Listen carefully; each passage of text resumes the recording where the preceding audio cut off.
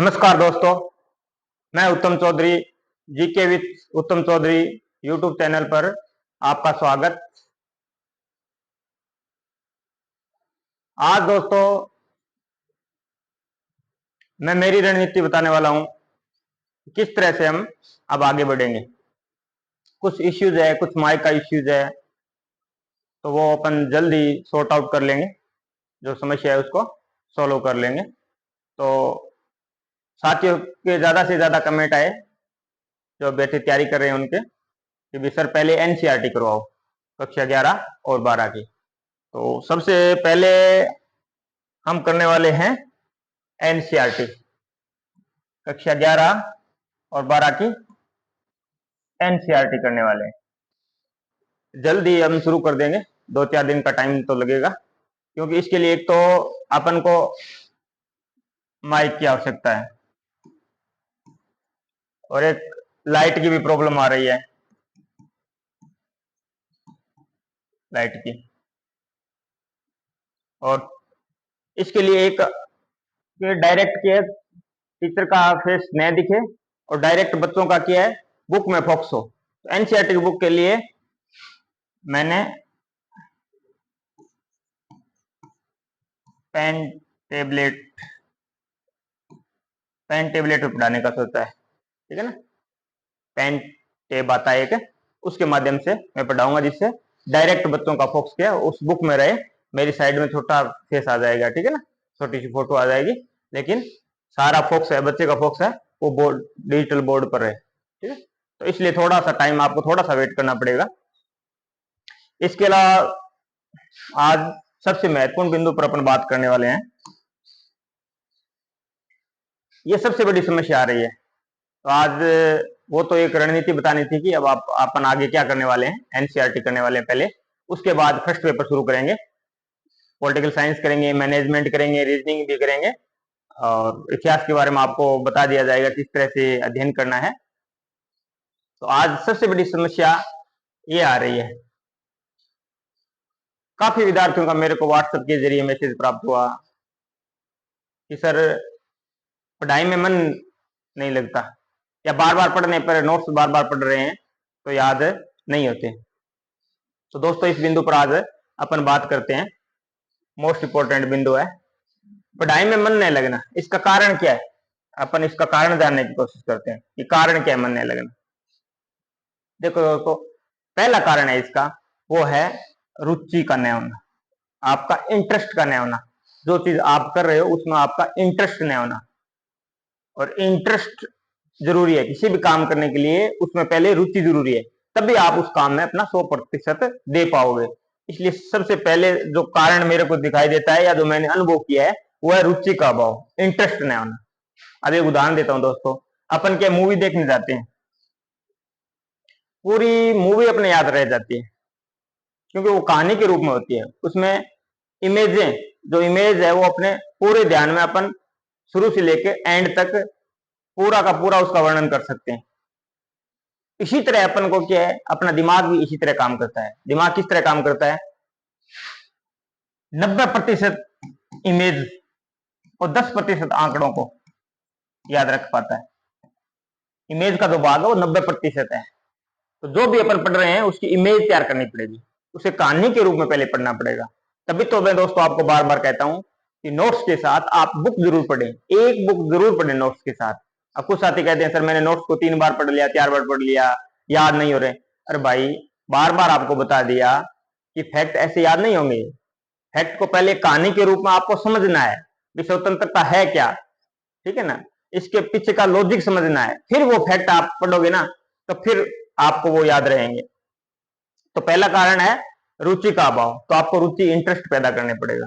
अब अगर आपने करो या मरो की नीति अपना ली है ना, अगर जब आपने करो या मरो की नीति अपना ली है तो आपको निश्चित रूप से इसमें इंटरेस्ट पैदा होगा। इसका मैं आपको एक उदाहरण बताता हूं। एक ऐसा राज्य था जिसके चारों ओर पानी था, समुद्री, मतलब एक द्वीप की तरह था। अब आज तक उस राज्य को कोई भी सेना नहीं जीत पाई, क्योंकि जो जाते वापस, जैसे ही आक्रमण होता, वापस आक्रमण होता उनके ऊपर, तो वो वहां से भाग आते। अपना नाव वगैरह लिया और वापस दौड़ आते। एक बार एक राज्य के राजा ने क्या कहा कि मेरे को इस गढ़ को जीतना है। आप गौर से सुनना, मेरे को इस राज्य को जीतना है। और इसने उसके लिए क्या रणनीति अपनाई? उसने ये रणनीति अपनाई कि जैसे ही वो सैनिक उनके वहां पहुंच गए तो उन्होंने क्या है, करो या मरो की नीति अपनाई। करो मरो की नीति के लिए उसने क्या है कि कुछ भी हो जाए, या तो इसको जीत के जाएंगे नहीं तो वापस नहीं जाएंगे। तो उसने सारे अपने नाव वगैरह, सैनिकों के जो वापस जाने के जो साधन थे ना, सबको तोड़वा दिया। अब बताओ दोस्तों, उन सैनिकों के पास कौन सा एक ही रास्ता था? कौन सा था? युद्ध करना ही पड़ेगा। तो वो ही रास्ता आपको अपनाना है। और बाद में करो या मरो की नीति अपनाई तो उस राज्य को उन्होंने जीत लिया। तो इस चीज को आपको ध्यान में रखना है। आपको भी करो या मरो की नीति अपनानी है। अपनी लाइफ का सवाल है। या तो पढ़ो ही मत, और पढ़ो तो अपना 100% दो। ठीक है ना? अगर लक्ष्य आप डिसाइड कर रहे हो तो मेहनत तो भी आपको ही करनी पड़ेगी दोस्तों। ये चीज ध्यान रखनी है। तो इसके लिए अपन को क्या है, एक मोटा मोटा व्यू तैयार करना है दिमाग में। इसके लिए अपन को बुक पढ़नी ही पड़ेगी, संदर्भ बुक पढ़नी ही पड़ेगी। बाद में नोट्स पढ़ना, या साथ में नोट्स पढ़ रहे हो तो पढ़ लो, नोट्स के साथ पढ़ लो। और नोट्स के लिए अपन अलग से वीडियो लेके आएंगे। कुछ साथियों का कमेंट आ रहा है कि किस तरह से पढ़े नोट्स, नोट्स किस तरह से तैयार करें, उसके लिए अपन अलग से एक वीडियो लेके आएंगे। तो आपको इंटरेस्ट पैदा करना पड़ेगा, करो या मरो की नीति अपनानी पड़ेगी।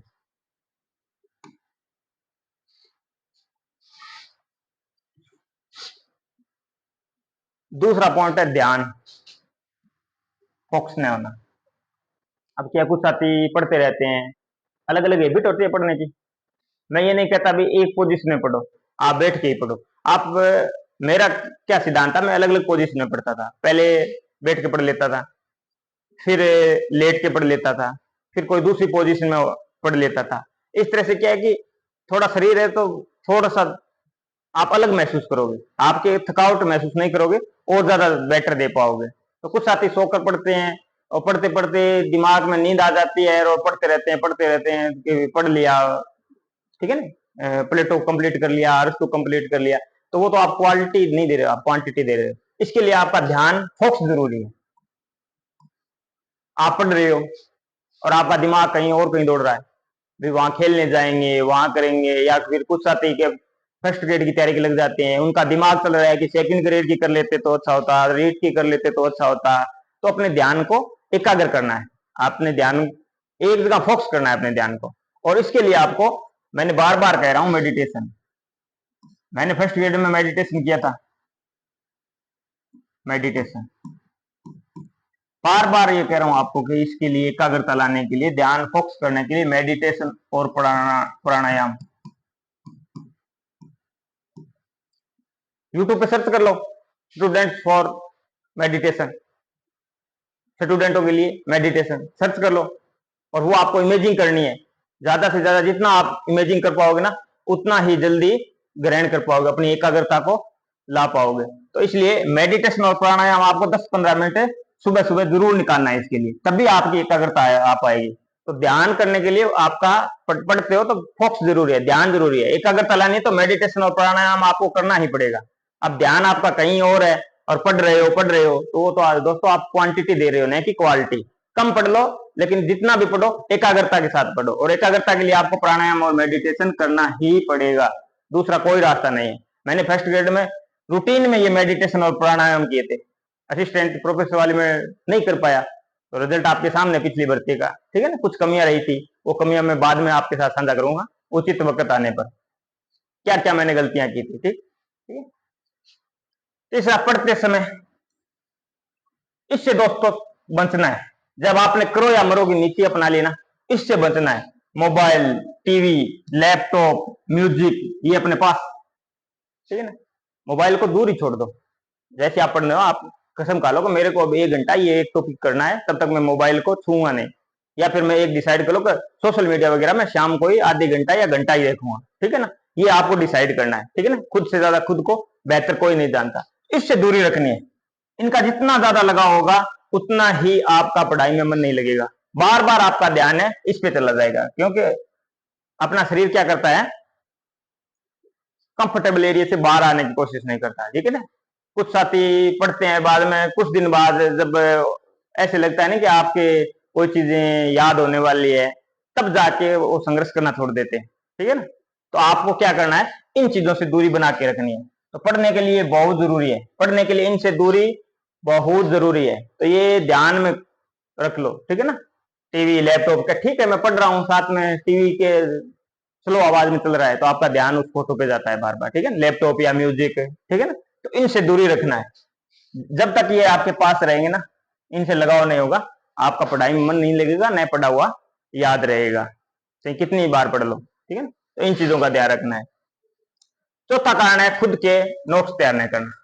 इसके लिए अलग से अपन वीडियो लेके आएंगे, नोट्स कैसे तैयार करें, लेकिन पहले खुद के नोट्स तैयार नहीं करना सबसे बड़ी गलती होती है। कुछ चीजें होती है तो अपन लिखित में लिख कर याद करें, तब याद होता है। तो नोट्स का यही फायदा है। एक तो अपना जो 80% मैटर, 100% तो अपने पास मैटर है ही नहीं, ये मान के चलो। अपने पास जो मैटर है, जो मैंने रणनीति बताई है वीडियो, 80% मैटर की बताई है, 100% तो शायद ही कोई बता पाएगा।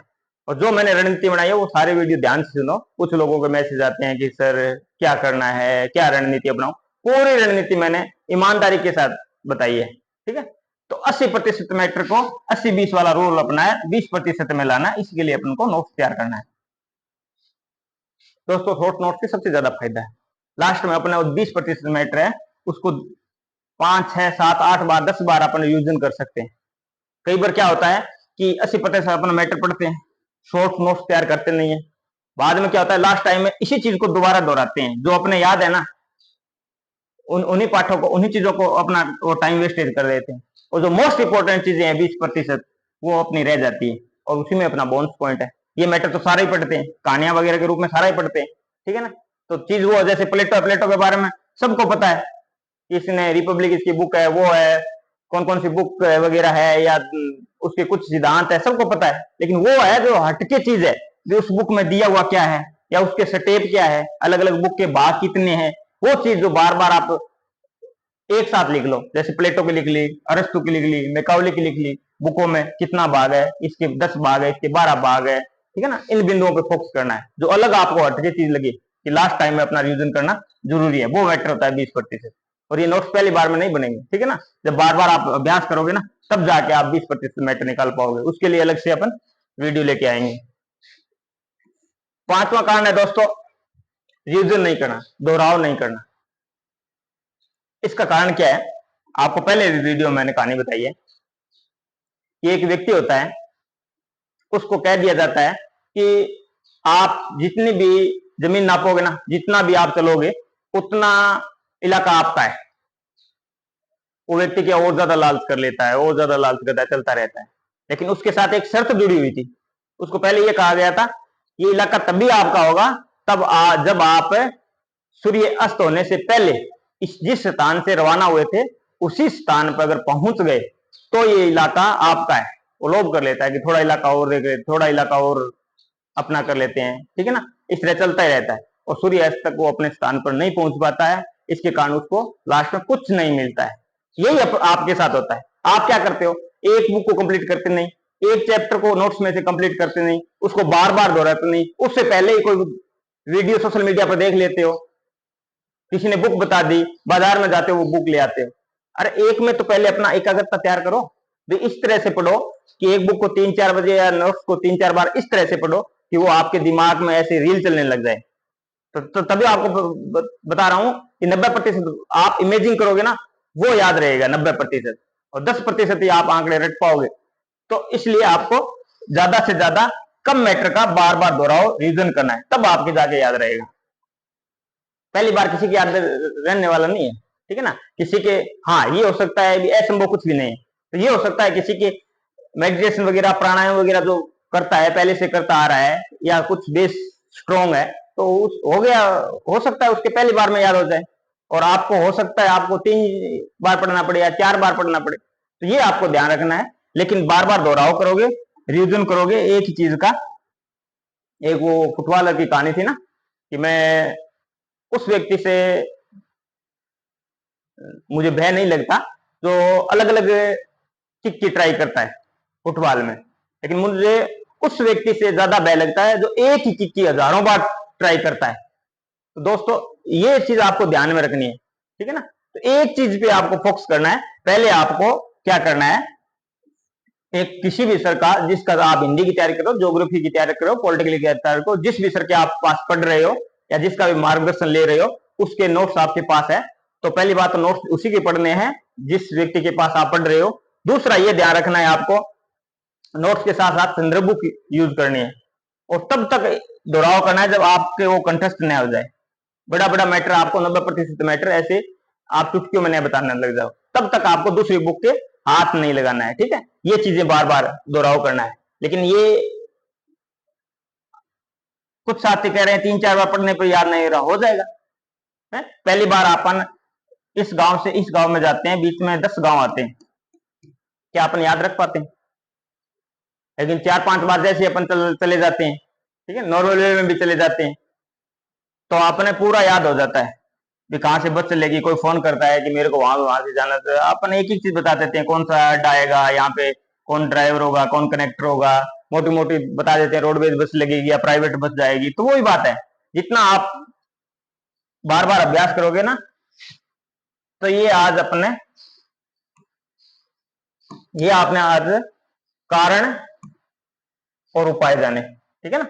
पढ़ाई में बार बार मन नहीं लगना, बार बार पढ़ने पर भी याद नहीं रहना, इसके लिए आपको एक तो इंटरेस्ट पैदा करना पड़ेगा, रुचि। आपको ये डिसाइड कर लेना है, बार बार खुद से मोटिवेट ज्यादा होना है कि आपका एक टारगेट होना चाहिए, आपका एक लक्ष्य होना चाहिए, आपको चिड़िया की आंख दिखाई देनी चाहिए। अगर ये दिखाई देगी ना आपको, आप क्यों पढ़ रहे हो? आपको फर्स्ट ग्रेड बनना है, आपके घर की स्थिति सुधारनी है, ठीक है ना, समाज का नाम रोशन करना है, ठीक है ना, तो परिवार का नाम रोशन करना है। इन चीजों को ध्यान में रखिए। जब भी आप कोई भी आप मोटिवेट, किसी को भी अपना, किसी से भी मोटिवेट हो सकते हो। मैं कहूँ सबसे बड़ा मोटिवेट है अपने माता पिता। उनको देखिए, सुबह लगते हैं शाम तक कितनी मेहनत करते हैं, ठीक है। उसको नहीं देख पाओ तो एक किसान को देखिए, ठीक है ना। तो एक पहला ये लक्ष्य डिसाइड है, ठीक है ना। लक्ष्य पे आपका फोकस होगा, आपका इंटरेस्ट भी पैदा होगी, आपकी रुचि भी पैदा होगी। इसके बाद अपन ने बात की ध्यान की, फोकस की। फोकस के लिए आपको मेडिटेशन प्राणायाम करना पड़ेगा। आप 21 दिन लगातार करो, कोई भी मेडिटेशन सर्च कर लो, जो आपको उनमें से बेटर लगे वो अपनाओ, लेकिन आप मेडिटेशन जरूर करो। पहली बार आपको लगेगा कि कुछ फायदा नहीं हो रहा है, लेकिन जैसे ही वो कह रहा है उस तरह से इमेजिंग करो कि मैं पढ़ रहा हूं, मेरे याद हो रहा है, सब कुछ मेरे याद हो रहा है, पूरी तरह से इमेजिंग का खेल है। इसमें क्या, एक कॉन्शियस माइंड होता है, एक सबकॉन्शियस माइंड होता है। सबकॉन्शियस माइंड का भाग है वो 90% है, लेकिन वो ये नहीं जानता अच्छा क्या है बुरा क्या है। उसको कमांड कौन देता है? कॉन्शियस माइंड देता है। तो कॉन्शियस माइंड को अपन को कंट्रोल करना है। 10% तो रोल अदा करता है ना, उस 10% को कंट्रोल करना है, ठीक है ना। उसको अपन कंट्रोल कर लिया ना, वो अच्छा अगर सिग्नल देगा तो सबकॉन्शियस माइंड उसमें प्रयासरत रहता है, वो उसको प्राप्त करने के लिए लग जाता है। तो कॉन्शियस और सबकॉन्शियस, एक जोसेफ मर्फी की बुक आती है अनकॉन्शियस माइंड, ठीक है ना। अगर आपको टाइम लगे, छोटी सी बुक आती है, 90 या 100 रुपए की आती है, आप नेट से मंगवा सकते हो, उसमें पढ़ना आप। बड़े बड़े लोगों ने जो इतिहास रचे उन्होंने क्या किया, उन्होंने ये जान लिया कि सब कुछ खेल है वो सबकॉन्शियस माइंड का है, ठीक है ना। और सबकॉन्शियस माइंड को कंट्रोल कैसे करना है, उसके लिए अपन को कॉन्शियस माइंड को कंट्रोल करना होता है, जो 10% रोल अदा करता है। उससे जो कमांड जा रहा है ना, वो कमांड से ही देना है अपन को। जितना भी नेगेटिव विचार आ रहे हैं ना, उनको कभी कंप्लीट मत करो कि मैं नहीं कर पा, नहीं नहीं शब्द नहीं आना चाहिए। जैसे ये शब्द आने वाला हो आपको, मैं करूंगा, मैं करूंगा, मैं 100% टॉपर बनूंगा, फर्स्ट ग्रेड नहीं, मैं अच्छी रैंक के साथ सेलेक्ट होने वाला हूं, ठीक है ना। तो इस तरह के पॉजिटिव विचार जितने लाओगे वो सबकॉन्शियस माइंड के जाएगा, सबकॉन्शियस माइंड उस प्रयास में लग जाता है और 100% आपको सफलता मिलेगी। तीसरा पॉइंट, पढ़ते समय मोबाइल, टीवी, लैपटॉप और म्यूजिक म्यूजिक का बिल्कुल इनसे दूरी बना के रखनी है। अगर दोस्तों पढ़ना है, मेहनत करनी है, तो फिर आप बार बार कहते रहना, खुद के नोट्स तैयार करना जरूरी है, लेकिन ये लास्ट में करने, जब अभी अब आपके पास टाइम है। 3-4 महीनों में आप मैटर 2 या 3 बार दोहरा लो, बुक को भी नोट्स को भी। फिर आपको लगे कि बुक पढ़ने की जरूरत नहीं है, तो कुछ लाइन नोट्स में उतार लो। अब नोट्स को बार बार दोहराओ, फिर नोट्स के शॉर्ट नोट्स बनाना है। पहले अंडरलाइन कर लो, फिर हाईलाइट कर लो, और फिर अपने नोट्स तैयार करो। तो लास्ट टाइम में आपको रिवीजन करना है, जिसे 5-7 बार 10 बार रिवीजन कर पाओ, उन्हीं में से आपका बोनस पॉइंट है। और फिर एग्जामिनर भी उन्हीं में से देता है जो बार बार अपन भूलते हैं, या जिसमें अपने बार बार द्वंद्व पैदा होता है, ठीक है ना, दो एक जैसी चीजें होती हैं। एक ये ध्यान रखना है पढ़ते टाइम, वो तो मैं आपको नोट्स में बता दूंगा, एक चीजों को इंटरकनेक्ट करना है, एक दूसरी चीजों से इंटरकनेक्ट करना है। जैसे आपको 7 मुगल बादशाह याद नहीं रहते, ठीक है ना, और तो याद रहते हैं, अलग अलग नाम है, बाबर है, हुमायूं है, फिर अकबर है। अब आप अकबर के बाद ये देखते हैं कि पहले जहांगीर है या सांझा, यहां आके अपने दिक्कत आती है। तो इसको इंटरकनेक्ट कर दो ना।